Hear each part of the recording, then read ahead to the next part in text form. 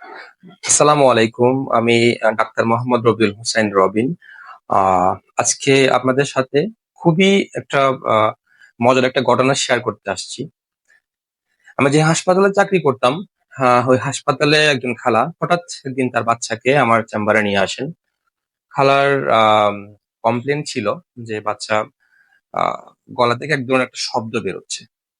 বললাম, খালা, আর কোনো সমস্যা আছে? কোনো জ্বর বা কাশি অথবা অন্য কোনো সমস্যা, শ্বাস নিতে কষ্ট হয় এমন? বলছে, না, অন্য কোনো সমস্যা নেই, শুধু বাচ্চা যে গলা থেকে এক ধরনের শব্দ বেরোয়। আচ্ছা। তো খালার বাচ্চাকে আমি একটু ভালোই এক্সামিনেশন করে দেখলাম।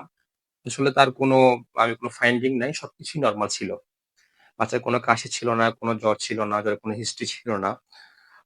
সাথে আহ অনেকটা জোর জবরদস্তি করে খালা একটা এক্সরে আমার থেকে লিখে নিলেন যে আসলে আমি স্যার অনেক ডাক্তার দেখাইছি, তারপরে এই বাচ্চা শব্দটা যাচ্ছে না, আপনি একটা আমাকে এক্সরে লিখে দেন। তো আমি একটা এক্সরে লিখে দিলাম। এন্ড এর পরের দিন দেখলাম যে এক্সরেটাও ক্লিয়ার। এর মধ্যে দ্বিতীয় দিন খালা আমার একটা হিস্ট্রি দিল। সেটা হলো যে খালা বলল যে মানে যখন বাচ্চা পিঠের উপর ভর দিয়ে ঘুমায় তখন এই সাউন্ডটা বেশি পাওয়া যায়, আর যখন বুকের উপর ভর দিয়ে ঘুমায় তখন সাউন্ডটা কম পাওয়া যায়। অনেকটা ব্যাপারটা এমন যে পজিশন চেঞ্জ হইলে তখন সাউন্ডটাও চেঞ্জ হচ্ছে। ফাইন। তো আমি খালাকে কাউন্সিলিং করলাম, খালাকে বুঝালাম এবং খালাকে আমি বললাম যে এটা টেনশন করার দরকার নাই, এটা সময়ের সাথে সাথে এটা চলে চলে যাবে, একটু সময় লাগবে, এটা বললাম খালাকে। তো তাইলে খালাকে একটা সময়, এরপরে তখন বাচ্চাটা যখন আমার কাছে আসছিল তখন বাচ্চার বয়স আহ 7-8 মাসের কাছাকাছি। এক্সাক্ট এইজটা আমার ঠিক এখন মনে পড়ছে না, আমার 7-8 মাসের কাছাকাছি একটা বয়স আমার কাছে আসছিল। এরপর হঠাৎ একদিন খালাকে আমি জিজ্ঞেস করলাম যে খালা, আপনার বাচ্চার কি অবস্থা? তো খালা বলল যে স্যার, আমার বাচ্চা আলহামদুলিল্লাহ আগের চেয়ে অনেক ভালো আছে, সাউন্ডটা আস্তে আস্তে কমতেছে, এখন পুরোপুরি পুরোপুরি যায় নাই। ফাইন। তো কেমনে হইলো এই বিষয়টা? তুমি কি আমার কথা শুনছিলা? তাহলে তো আমি বলছিলাম না সময়ের সাথে সাথে এটা আস্তে আস্তে কমে যাবে, যে কমার সম্ভাবনা আছে, আপনি এটা টেনশন করার দরকার নেই। খালা বললো, না স্যার, আমি তো মাঝখানে একজন কবিরাজের কাছে গেছিলাম। তো এর আগে খালা আমার থেকে যাওয়ার পরে ফার্মেসিস্ট থেকে অ্যান্টিবায়োটিকও কিনে খাইছিল, তারপরেও এই সাউন্ডটা যায় নাই আর কি, সাউন্ডটা ছিল। অন্য কোনো প্রবলেম ছিল না, জাস্ট সাউন্ডটাই ছিল। আচ্ছা। এরপরে খালা কবিরাজের কাছে গেল। কবিরাজ খালাকে বলছিল যে আহ একটা ভূত বা এরকম কিছু একটা, যে তার গলা চিপে ধরে ঘুমানোর সময় সেই জন্য সাউন্ডটা পাওয়া যায়। তো যাই হোক, কবিরাজের কাছে কয়েকবার খালা আসা যাওয়া করলো। কবিরাজের যা দেওয়ার তাবিজ কবুজ সব দিল। দেওয়ার পরে এখন আস্তে আস্তে সাউন্ডটা কমতে শুরু করলো। খালা কবিরাজের চিকিৎসায় খুবই খুশি। তো আসলে ব্যাপারটা ছিল, যখন আমি খালাকে জিজ্ঞেস করলাম তখন বাচ্চার বয়স 1 বছর, 1 বছর 1 মাসের কাছাকাছি আর কি। তো বিষয়টা আসলে কবিরাজের এখানে কোনো রুলস নেই, কবিরাজের ট্রিটমেন্ট এখানে কোনো কাজ করে নাই, এটা কাজ করেছে সময়। এটাকে বলা হয় মেডিকেলের ভাষায় লেরিঙ্গোম্যালেশিয়া।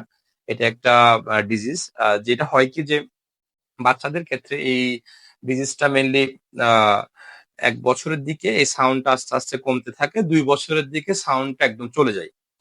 মোস্ট অফ দ্য কেস এরকমই হয়।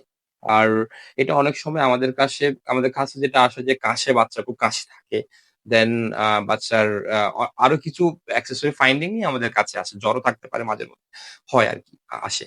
তো যেটা হয় কি, শুধুই যদি এই ধরনের একটা সাউন্ড পাওয়া যায়, বাচ্চার অন্য কোনো প্রবলেম না থাকে, অন্য ফিজিক্যাল এক্সামিনেশন গুলা ক্লিয়ার থাকে, সেই ক্ষেত্রে আসলে আমরা বলি যে একটু অপেক্ষা করার জন্য।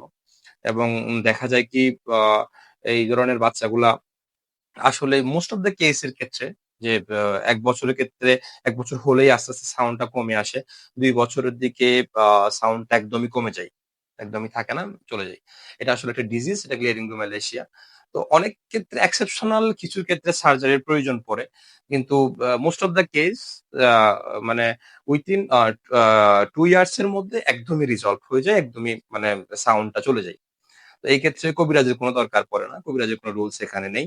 আর যেটা আসছে অ্যান্টিবায়োটিক এর কথা, আসলে আমরা ডাক্তাররা বারবার বলার পরও যে যে আপনারা যে মানে যে মুড়ির মতো অ্যান্টিবায়োটিক খাওয়াটা আসলে আমাদের একটু বন্ধ করতে হবে, কারণ অ্যান্টিবায়োটিক রেসিস্ট্যান্স জিনিসটা খুবই ডেঞ্জারাস। এটা হচ্ছে যে যখন আপনি মশা মারার জন্য কামান ব্যবহার করতে থাকবেন, তখন মশাও আসলে বুঝে যাবে যে এটা কামান। তো এটাকে আসলে এই কথাটাকে আসলে অ্যান্টিবায়োটিক রেজিস্ট্যান্স বলা হয়। এটা নিয়ে আরেকদিন নেক্সট টাইম ইনশাআল্লাহ আলোচনা করা হবে। তো আমি আসলে পাবলিক অ্যাওয়ারনেস এর জন্য আসলে সচেতনতার জন্য এই কথাটা বললাম।